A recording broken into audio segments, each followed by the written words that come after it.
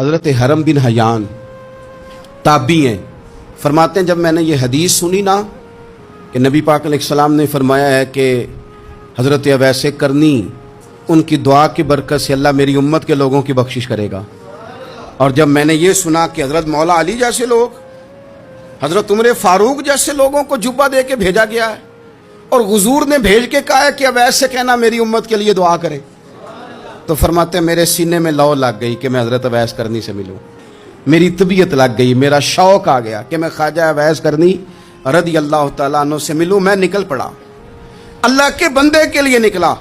حضرت حرم بن حیان کہتے ہیں، اس کو ابن الجوزی نے بھی لکھا ہے، داتا گنج بخش علی اجویری نے بھی لکھا ہے، کہتے ہیں میں ڈھونڈنے لگا حضرت اویس کرنی کو، بڑے شہروں میں گیا پر وہ ملے نہیں۔ داتا صاحب کہتے ہیں وہ حال والے آدمی تھے، ان پر بھی حال تاری رہتا تھا، اسی کسے دے کچھ نہیں جلگ دے تے نہ کوئی ساڈا دردی، وہ بھی اپنی کیفیت میں رہتے تھے۔ داتا صاحب نے لکھا ہے جب دنیا ہستی تھی تو حضرت اویس کرنی رویا کرتے تھے، اور جب لوگ روتے تھے تو وہ ہنستے تھے۔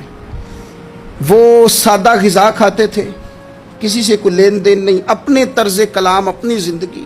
یہ لوگ بھی بڑے شاندار ہوتے ہیں، فرماتے ہیں کہ وہ اپنے حال میں رہتے تھے۔ حضرت حرم بن حیان کہتے ہیں میں نے بڑی جگہ ڈھونڈا، پر میں جہاں جاتا لوگ کہتے ہاں گندمی رنگ والے، ہاں جن کے چہرے پر کچھ برس کے داغ ہیں، وہ جن کا چہرہ اور وجود بڑا روب والا ہے، وہ اویس کرنی۔ کہتے ہیں میں ڈھونڈتا ڈھونڈتا جس شہر میں جاتا لوگ کہتے وہ آئے تھے پر چلے گئے۔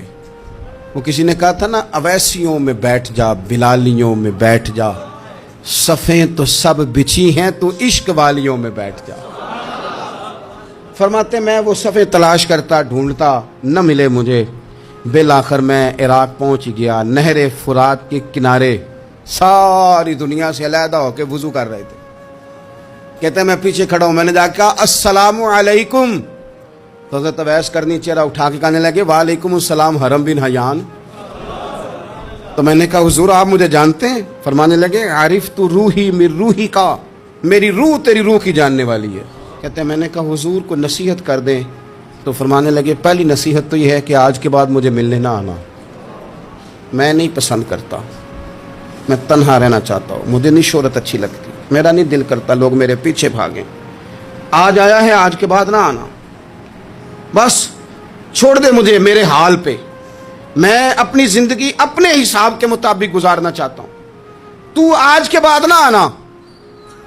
اور پھر فرمانے لگے اگلی نصیحت یہ ہے کہ جو رب نے تجھے دے دیا ہے نا اس پہ راضی ہو جا، اگر اس پہ راضی نہیں ہوگا تو تکلیف میں رہے گا۔ فرماتے ہیں میں نے پھر کہا میرے لیے دعا کر دے، تو انہوں نے ہاتھ اٹھائے، کہنے لگے یا اللہ میری اور اس کی جنت میں ملاقات کرا دینا۔